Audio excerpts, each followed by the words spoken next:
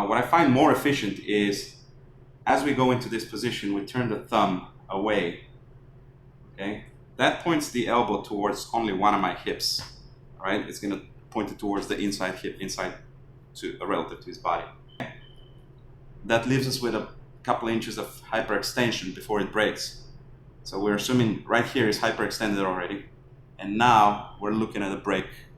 This distance here gives us over a foot to break. We're here today at Uprise MMA again. We're going to show a finishing technique for straight armbar, the jiu-jitsu.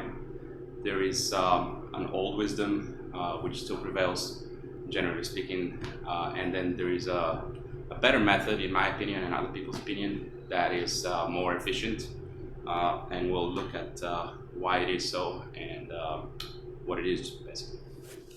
Okay, so we have Brian here in a straight armbar position. For the purpose of this video, he's not going to be holding his hands or anything like that. We're just showing the finishing technique basically on the elbow.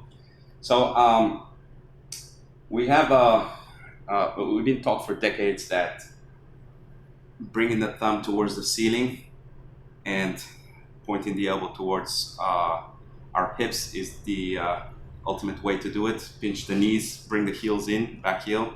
And from here, I'm going to go very slow until it's tap point. We go hip up, bringing the thumb down this way, or the hand down. Okay, so you see where he tapped around here somewhere. Now let's check the range of motion of the rest of the armbar that's left.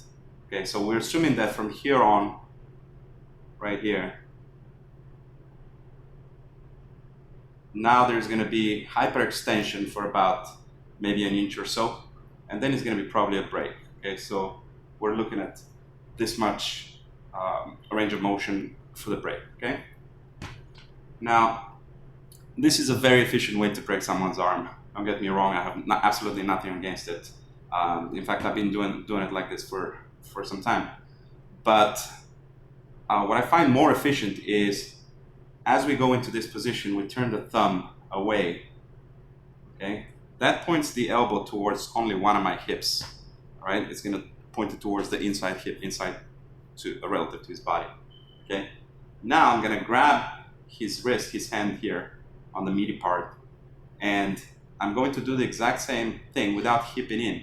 There's no point in hipping up right now, rather than hipping in. There's no point in hipping up right now because the elbow is not pointing down towards my crotch, is pointing towards my thigh. So now the actual range of motion becomes as follows. He taps here. Let's do a little more. He taps right here, okay? That leaves us with a couple inches of hyperextension before it breaks. So we're assuming right here is hyperextended already, and now we're looking at a break. This distance here gives us over a foot to break. Okay, so again, there's absolutely nothing wrong with the way things have been done so far, but I think that if we look into this, we're going to be more efficient as a general rule. So all we have to do is, instead of pointing the thumb towards the ceiling, we point it towards in the direction of their head, essentially. That's going to point their elbow towards their hips. Now the break happens on this fulcrum here, okay? Not on my crotch fulcrum, but on this side. And that is another thing about this break. Nobody wants to have an elbow in their crotch, so it's pretty annoying. We're not allowed to wear cups in competitions unless it's MMA, so it's not a pleasant thing to have over there. Okay, so this I find very much, I don't want to say innovative, but it's something that I've been working with recently, and I find it very efficient. The rest of the technique remains the same. We still pinch the knees so we can hold him in place, and we still back heel into his armpit.